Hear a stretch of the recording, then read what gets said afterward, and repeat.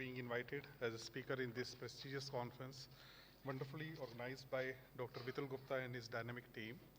My topic of discussion today is recent advances in management of advanced prostate cancer.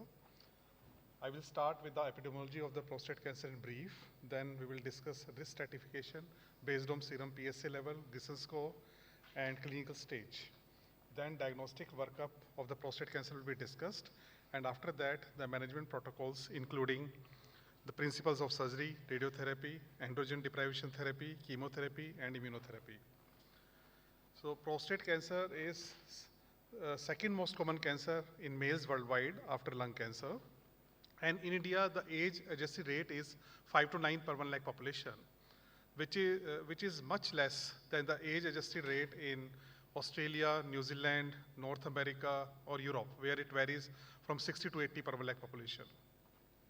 Now, the advanced prostate cancer will include the clinical stage T2, T3, and T4, and there are 5 grades based on the Gleason score on pathological report. Grade 1 is Gleason score 6, 3 plus 3, 6, that is only the well-formed glands are there. Then grade 2 is 3 plus 4, 7, that is predominantly they are well-formed gland, but a small component of poorly formed glands. Then grade 3 is again 7, but is 4 plus 3, 7, that is predominantly they are poorly formed gland and a small component of well-formed gland. Then grade 4 is Gleason score 8 and 5 is 9, 10. Now, ultimately, the high-risk prostate cancer will include the unfavorable intermediate risk, high risk, and very high risk. So what is unfavorable intermediate risk? So this will include any of these 3. That is, if the Gleason score is 4 plus 3, 7, if more than 50% biopsy cores are positive, or if 2 or 3 of the all intermediate risk factors are there. That is T2B, T2C. T2 is if the cancer is confined to the prostate gland. T2B is more than half of one side is involved. T2C is both the sides are involved. And then Gleason score 7 and PSA 10 to 20 nanogram per ml. High risk will include any of these. T3A, that means unilateral or bilateral extraprostatic extension. Gleason score 8, 9, 10 or PSA more than 20 nanogram per ml. And very high risk prostate cancer will include any of these. T3B means involvement of seminal vesicles, and T4 means involvement of other organs other than seminal vesicle like rectum, bladder, or external sphincter. And Gleason score 9, 10, and more than 4 cores with Gleason score 8, 9, 10. Now, what is the diagnostic workup in advanced prostate cancer? So, digital rectal examination, ultrasonography, especially TRUS, these have reasonable sensitivity and specificity, and these are the gold standard for initial evaluation of the advanced prostate cancer. Then CT scan, abdomen and pelvis, MRI, especially multiparametric MRI scan, bone scan. It is not so popular these days. So the imaging modality of choice is PSMA, that is prostate-specific membrane antigen-based PET CT scan. Now, transrectal ultrasonography is used to take multi-core biopsy from the prostate gland, and typically minimum 12 cores are taken. But if you are fusing the TRUS with multiparametric MRI, then even more than 12 cores can also be taken. CT scan, abdomen and pelvis is indicated if the predicted lymph node metastasis risk is more than 10%. And this is reduced by Roche formula. And there is recently updation of Roche formula, that is Yale formula, which involves clinical stage apart from PS and Gleason score. And you just fill the value, you get the result. And if the lymph node metastasis risk is more than 10%, then CT scan abdominal pelvis is indicated. But CT scan is not a very good choice for evaluation of the prostate gland. For that, MRI pelvis is the gold standard. And tumor appears hypointense on T2 weighted image as compared to the normal gland or other structures which are hyperintense. So this is on MRI, the peripheral zone, which is the most common site for the prostate cancer. And the prostate is divided into 2 parts, that is central gland and the peripheral zone. And neurovascular bundles are posterior lateral to the prostate gland. And this is how on T2 weighted image, the hypodense prostate cancer has invaded the hyperintense seminal vesicle. So this becomes stage T3B. And there is a well-defined capsule, but on the left side, the capsule has been invaded. So this becomes stage T3A. So in multi-parametric MRI scan, apart from T1, T2 image, other images are also taken, which is dynamic contrast resonance images or diffusion weighted images or spectroscopy to have the other features like to detect the change of the grade. For example, the patients who have been put on active surveillance and you take annually a multi-parametric MRI scan, and if you see the change of the grade from low to intermediate or high grade, then you can take the biopsy from that and then assign the risk category and treatment can be started. So for additional features, these special images are required. Bone scan is not popular these days because they have been replaced by PSMA PET scan, which the utility of PSMA PET scan is that it may detect the disease at locoregional or metastatic site at low PSA level with a very high sensitivity and specificity. And another thing is the life expectancy, because life expectancy is very important parameter to decide the management protocol. And you have certain tables like Social Security Administration table, you have WHO life tables or Memorial Sloan Kettering life expectancy tool, and you just fill the values, you get the expectancy. So now we come to the treatment part. So in case of unfavorable intermediate risk prostate cancer with a life expectancy more than 10 years or patient is symptomatic, so surgery and radiotherapy both are equally effective. Surgery is done in the form of radical prostatectomy with pelvic lymph node dissection, and if the high risk factors are present, then post-op radiotherapy is given. And the second choice is image-guided intensive modality radiotherapy or radiosurgery with a short course androgen deprivation therapy. But if the life expectancy of the patient is less than 10 years or patient is asymptomatic, you can either give image-guided radiotherapy or radiosurgery with a short course of androgen deprivation therapy in the form of LHRH agonist or LHRH antagonist, or patient may be put on observation also. In high risk and very high risk prostate cancer with life expectancy more than 5 years or patient is symptomatic, in that case, image-guided IMRT or radiosurgery along with the long course androgen deprivation therapy for 3 years is given. And in very high risk cases, abiraterone may also be added for good results. But if in high risk and very high risk cases, if the life expectancy is less than 5 years or patient is asymptomatic, patient may simply be put on observation or androgen deprivation therapy may be given or IgIMRT or radiosurgery can be done. In regional risk group stage 4A prostate cancer with life expectancy more than 5 years or patient is symptomatic, then external beam radiotherapy along with androgen deprivation therapy and abiraterone are used for optimal results. But if the life expectancy again is less than 5 years or patient is asymptomatic, either observation or ADT may be done. So surgery is radical prostatectomy with bilateral extended pelvic lymph dissection.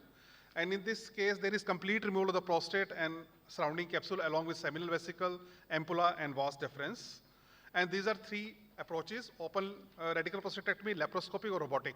So robotic radical prostatectomy is the treatment of choice because it leads to less bleeding, there is less hospital stay, there is preservation of the distal urethral sphincter, so less chances of incontinence, and less damage to the neurovascular bundle. Now, radiotherapy can be definitive radiotherapy, it can be post-operative, it can be salvage radiotherapy. Salvage means after radical prostatectomy, PSA has gone down to almost 0, and then it has started rising again, and it has crossed 0.1 nanogram per ml. In that case, if the radiotherapy is given, this is called salvage radiotherapy or palliative radiotherapy. So if you are giving IgIMRT or radiosurgery, first you insert the gold fiducial markers, two on the lateral side, one at the apex, which are used for real tumor tracking. You can also use perirectal spacer, which is a material inserted between the prostate and the rectum, so that the rectum is pushed posteriorly and there are least chances of radiation-induced prostatitis. Brachytherapy may also be added with EBRT if you want to escalate the dose in specific area of the prostate gland. So in radiosurgery or IgIMRT, the beams, they take multiple angles and ultimately the prostate gland is ablated with the minimal dose for the surrounding normal tissues and with minimal complications. This is how it is done in a department. For IgIMRT, that is image-guided intensive modality radiotherapy, CHIP protocol is the gold standard in which 60 grade 20 fraction 4 weeks are given with 5-year biochemical failure-free survival of 90%. And in radiosurgery, Stanford University protocol is most famous, in which 36.25 gray in 5 fraction is given to the whole prostate. and 40 gray in 5 fraction is given to the focal hypodense area with 5 millimeter margin as simultaneous integrated boost. And if you see in radiosurgery, the results are excellent, and only grade 1, 2 GI or GU toxicity have been reported with no grade 3 or 4 toxicity. If you boost after IgIMRT, then single fraction of 15 gray is given as per RTOG 0924 115 trial, and it is given by high dose rate brachytherapy machine. And brachytherapy can also be used as a salvage treatment after definitive radiotherapy when there is biochemical relapse. In that case, 30 to 32 gray in 3 to 4 fraction is given with 5-year biochemical relapse survival of 70%. And if you're using radiotherapy after radical prostatectomy, if the high-risk factors are there, then 52.5 gray in 20 fraction, 4 weeks is gold standard these days. Now, for androgen deprivation therapy, various options are LHRH agonist with anti-androgens, or LHRH antagonists. So among LHRH agonists, we have goserelin, leuprolide, triptorelin, or hysterin, out of which leuprolide is most commonly used, 22.5 milligram intramuscular every 3 months. But LHRH agonists, they cause testosterone flare because of the agonistic action. So you used to combine them with anti-androgens like bicalutamide or lutamide or flutamide for initial 2 weeks. And after that, the medical castration takes place. But if you want to avoid the androgen flare, you can directly use LHRH antagonist. Among them are the dagralix and the relugolix. Relugolix is oral preparation, 40 milligram once a day. Now, in M0, M1 castration, say after surgical or medical castration, if the PSA starts rising again, this is called castration-resistant prostate cancer. If this is the situation, you calculate the PSA doubling time. If the PSA doubling time is less than 10 months, you can use secondary hormonal manipulation in the form of eplutamide, darolutamide, or enzalutamide. These agents basically block the androgen receptors on the prostate gland, as well as these inhibit the migration of androgen receptors from cytoplasms into the nucleus. So with good results. In advanced prostate cancer, after failure of multiple hormonal manipulation, you can use the chemotherapy also. And docetaxel and cabazitaxel are the most commonly used chemotherapeutic agents along with steroids in prostate cancer. If patient has BRCA2 mutation, then targeted treatment in the form of PARP inhibitor, that is olaparib or niraparib, can be used, and these can be combined with enzalutamide or abiraterone. Now, Sipulicil T is a recently introduced vaccine in the prostate cancer. It is PSMA-based vaccine. It is used only for asymptomatic or minimally symptomatic patients with no liver mets and life expectancy more than 6 months and ECOG performance status 0-1 with minimal side effects. So this is quite effective. And if, say, the patient has mismatch repair gene or MSI-H or high tumor mutation burden, that is more than 10 mutation per megabase, in that case, PD-1 inhibitor, that is programmed death-1, which are present on the T lymphocytes, which can be blocked by pembrolizumab. So ultimately, T lymphocytes becomes hyperactive and kill the tumor. So this is sort of immunotherapy with manageable side effects. And this is recently introduced radioactive immunotherapy, that is lutetium-177, PSMA-167.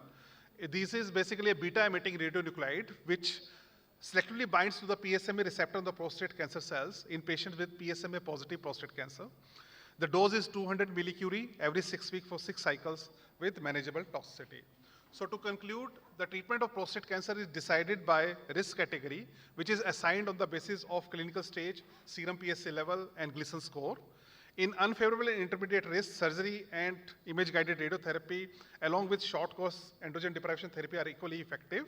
In high-risk and very high-risk prostate cancer, image-guided radiotherapy or radiosurgery plus long-course androgen deprivation therapy is the treatment of choice.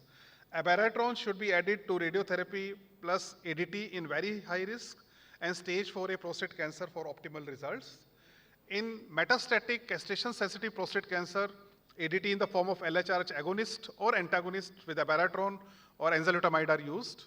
In metastatic castration-resistant prostate cancer, secondary hormonal manipulation in the form of newer agents like eplutamide or darolutamide are used.